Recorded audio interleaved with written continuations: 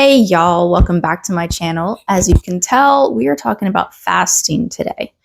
And I'm not going to bother editing this video. I'm just going to put it up as what it is. So you get to see me in real time, completely unfiltered in a way.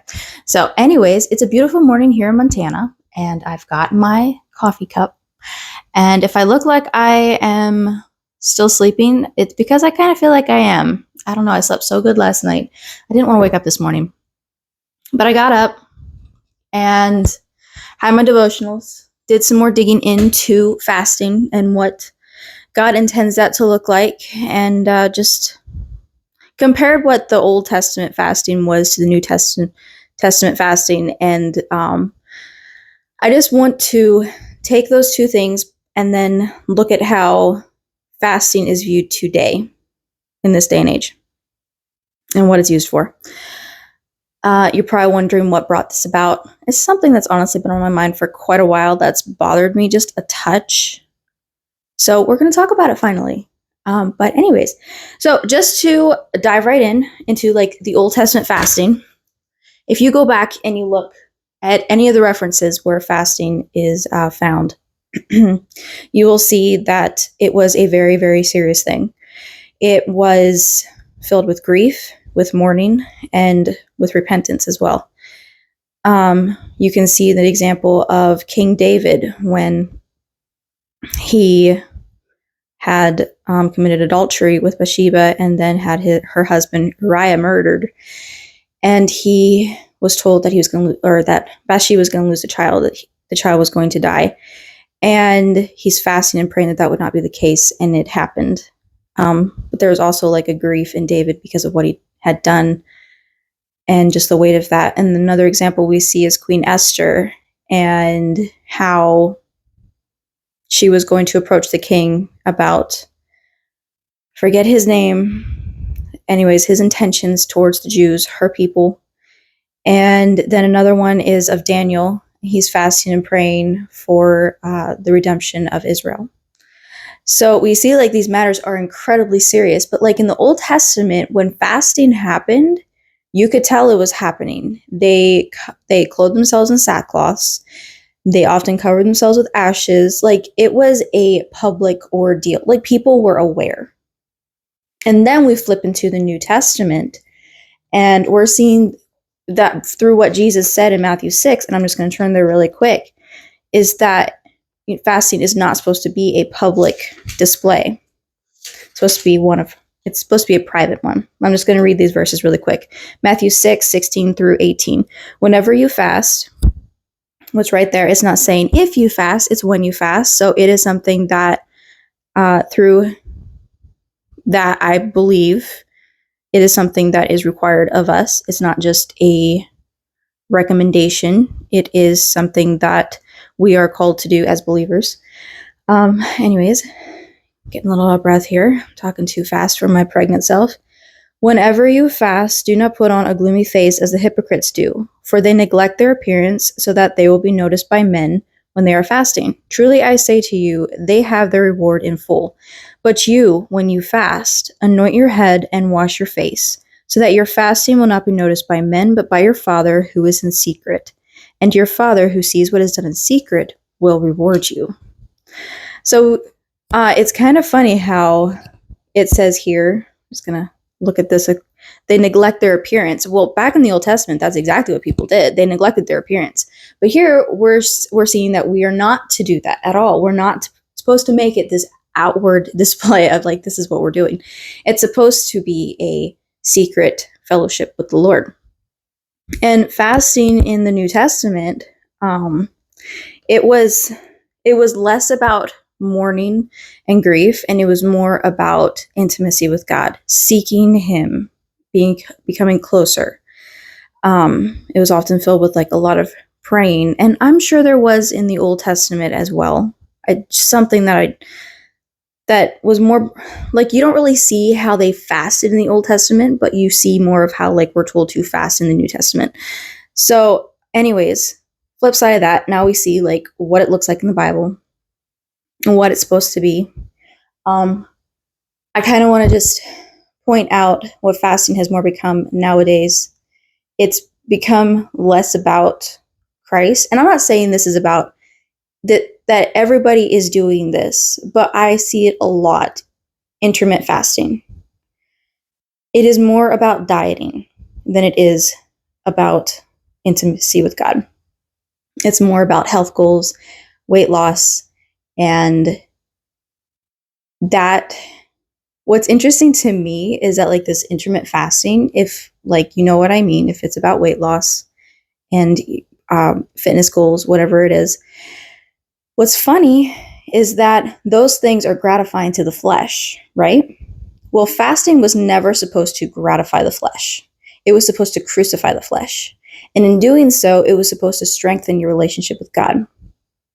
And so it's interesting to me how something that in the Bible is supposed to stretch us, which I'm not saying that intermittent fasting doesn't, because I know it's hard. Something that was supposed to stretch us and, like I said, crucify the flesh is now something that people use to benefit their flesh, because it was twisted into this more of a serving self kind of way, in a more self-focused sort of sense. And that's not what it's supposed to be at all. And something that I found that was really interesting back in Zechariah, see if I can turn here efficiently enough. We have Zechariah 7:5. It says, "Say to all the people of the land and to the priests, when you fasted and mourned in the 5th and 7th months, these 7 years, was it actually for me that you fasted?" And I'm not going to go into all of the backstory of like that verse, but pretty much the people here, they were not fasting for the Lord. And the thing that bothers me about fasting nowadays, if it comes to like fitness goals and all of that, is that it's not for the Lord. And if you were to ask a person of the world what fasting is, I can pretty much guarantee you they're not going to have any kind of connection to the Bible, but it's going to be more like, oh, it's benefit for your health, and you know, it helps you lose weight, all that kind of stuff. And like, that's not at all what it was supposed to be. But I feel like people have used it as a tool instead of a, I don't know, this act of surrender to God. They use it to benefit their flesh. And I've said that already on here. And I just can't help but think that it's another way that the devil has taken something that was intended for good, intended for Christ, and he has twisted it to make it look like something that it was never supposed to look like. And I realize that fasting, intermittent fasting, yes, it does have health benefits. I'm not saying that it doesn't. But it's also, that's not supposed to be our focus. Like, if we're fasting, it should be for Christ. It should be to bring heaven closer to earth and to dig into his word a little deeper and to seek him and to want to know him on a closer, intimate way. And if we're just focused on how it's going to benefit our flesh, our focus isn't on God, it's on ourselves. And on how like it's going to benefit us instead of our relationship with Christ. Do you see what I'm saying? Like, this is why it bothers me what fasting has turned into, because it's not about spiritual anymore. It's about physical. And it was never supposed to be that way at all. And it's something that I see Christians fall into all the time. And it does genuinely bother me, because it was something that was supposed to be so beautiful. And now it's just another a diet plan. It's not this. It's just wrong. It's just wrong. And I'm not judging anybody who does it, but like, if you're one of those people who has more chosen to see fasting as like a diet plan, can I just challenge you to maybe just revisit that mindset? And I don't know, maybe like, I don't know exactly what I'm trying to say, but just Don't be so earthly focused that you forget that it's heaven that is the biggest goal. Okay? It's not about our fleshly bodies. It is about our spiritual wealth up in heaven. Like, I don't know. I think I'm starting to lose my train of thought a little bit. So we're just gonna like pull back, and I need a drink of water.